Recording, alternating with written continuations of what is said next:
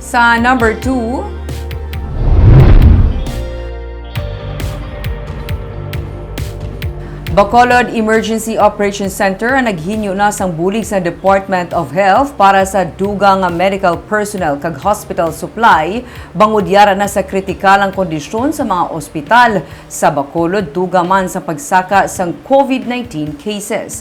May report si Nico Delfin.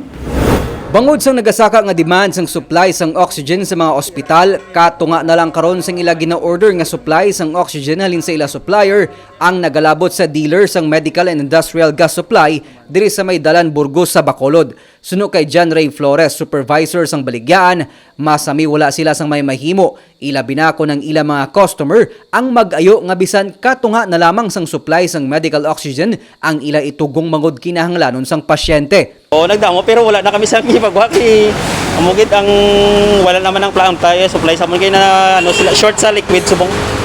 Kaya so bisan may mapatugong di ano matabuman nang gina-refer nyo anay? Makomodate sa tanan pero ma-delayed lang siya. Ma-cater ta tanan pero ma-delayed lang siya kay tungod na-delayed man ang planta naton. Wala man sang pagsaka sa presyo sang oxygen tanks kag bisan sa oxygen refill. Ang isa ka 60-cylinder tank nga may kabugaton nga 50 pounds ang naghamboy sa masobra 8,000 pesos. 650 pesos naman ang refilling fee. Suno kay Dr. Chris Sorongon, Deputy for Medical Data and Analysis ng Emergency Operations Center, may mga on-standby pa nga oxygen supply ang syudad.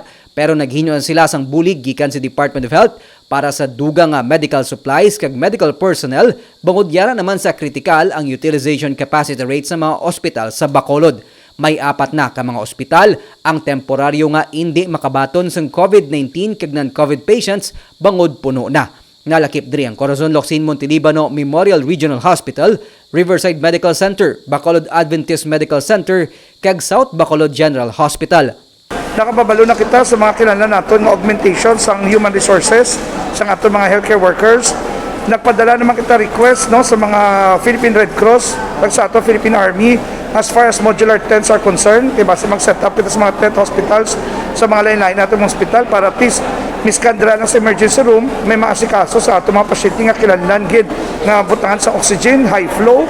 Ginsiling ni Sorongon nga ang pagsaka sang utilization rate sa mga ospital ang tugaman sang pagsaka sang COVID-19 cases nga posible tungod sang Delta variant. Sumugod sa bulan sang Setyembre, naglabot naman sa 47 ang COVID-19 related deaths sa syudad. Critical na kita, very alarming hanggang katabo sa subong, pila ka semana man nga nagnubuhaton kaso pero gulpi siya nag-surge. Kaya nakita ta ang mga rasones sang surge naton. Almost 95 to 96% sa mga kaso naton sa bungaran sa ospital unvaccinated gid. So nakita ta nga major factors ang surge ginaigo subong ang mga wala na bakunahan. So gabay pa ini maging dako nga mensahe nga naga-remind sa pumuluyok ano ka importante magpabakuna, ano ka effective ang bakuna kag vaccine works. Ang early detection, prevention kag cure pati ng pagpabakuna sa mga vaccination centers ang hugot nga ginapanawagan karon sa pamunuan sang AUC agod mapaiway ang pagkautas sang kabuhi tugas sang virus. Ginahinyo nilang pumuluyo nga ipabilin man ang ECQ mindset sa tagsa-tagsa agod mapunggan ang paglapta sang COVID-19.